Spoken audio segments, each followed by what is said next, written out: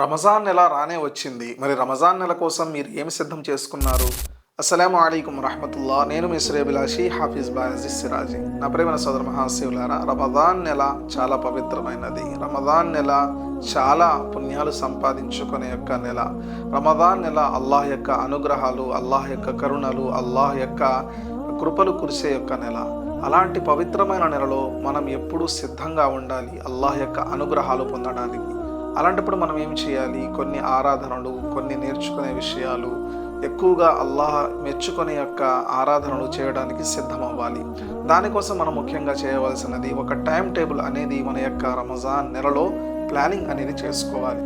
ఏదైనా పనిలో మనం సక్సెస్ అవ్వాలి అంటే, విజయం సాధించాలంటే ఆ యొక్క పనిలో ఒక టైం టేబుల్, ఒక నిర్ణయం అంటూ ఉంటే ఆ యొక్క పనిలో మనం తప్పకుండా విజయం సాధించగలుగుతాము. రమజాన్ నెల మన అందరికీ చాలా పవిత్రంగా, చాలా ముఖ్యమైన నెల కాబట్టి ఈ యొక్క నెలని మనం విజయవంతం చేయాలి. విజయవంతంగా అల్లాహ్ యొక్క ఆరాధన చేయాలి అంటే ఒక టైం టేబుల్ అనేది ఈ విధంగా సెట్ చేసుకోండి.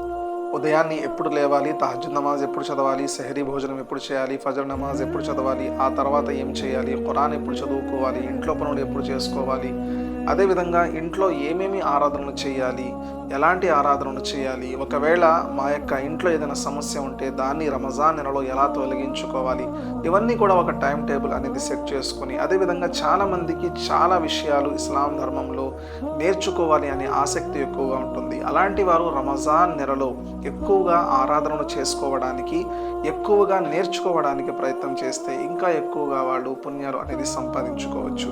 మరి ముఖ్యంగా అల్లాహ్ యొక్క 99 పేర్లు ఉంటాయి. వాటిని చూడకుండా చదివినందువలన చాలా హదీసులు ఉన్నాయి, వాళ్ళకి ఉత్తమమైన లాభాలు కలుగుతాయి అని చెప్పి. అదేవిధంగా మనం ప్రతిరోజు నమాజ్ చదువుతూ ఉంటాము.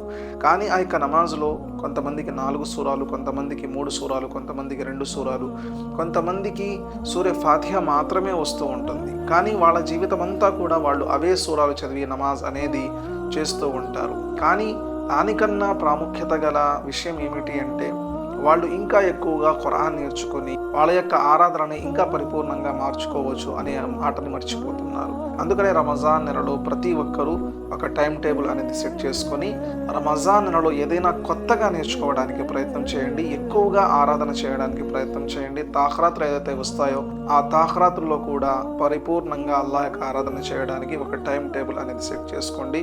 ప్రతిరోజు మన యొక్క జీవన విధానాన్ని ఎలా అయితే సాగిస్తూ ఉంటామో రమజాన్ నెలలో కూడా అదే విధంగా సాగిస్తే రమజాన్ నెల మనం వృధా చేసిన వాళ్ళమవుతాము. రమజాన్ నెల యొక్క అనుగ్రహాలు ఏదైతే ఉన్నాయో వాటిని పొందకుండానే విఫలమైపోతాము. అందుకని ప్రతి ఒక్కరూ ఒక టైం టేబుల్ అనేది సెట్ చేసుకుంటే ఇన్షా అల్లా రమజాన్ నెల మొత్తం కూడా తరావీ నమాజ్, తహజ్జుద్ నమాజ్, నఫీల్ నమాజ్, దాన ధర్మాలు, జకాత్, ఖైరాత్ ఏదైతే ఉన్నాయో అవన్నీ కూడా ఇన్షా అల్లా మనం రమజాన్ నెలలో ఆరాధన చేసి రమజాన్ నెలలో అల్లాహ్ని మెప్పించి మనకి కావాల్సిన అవసరాలు, మన యొక్క ఆగిపోయిన పనులు ఇవన్నీ కూడా మనం అల్లాహ్తో అడిగి మరి తీసుకొని రమజాన్ నడి పవిత్రంగా గడపడానికి ప్రతి ఒక్కరూ మంచి సంకల్పం చేసుకోవాలని చెప్పి మనస్ఫూర్తిగా నేను మీ అందరికీ తెలియజేస్తున్నాను.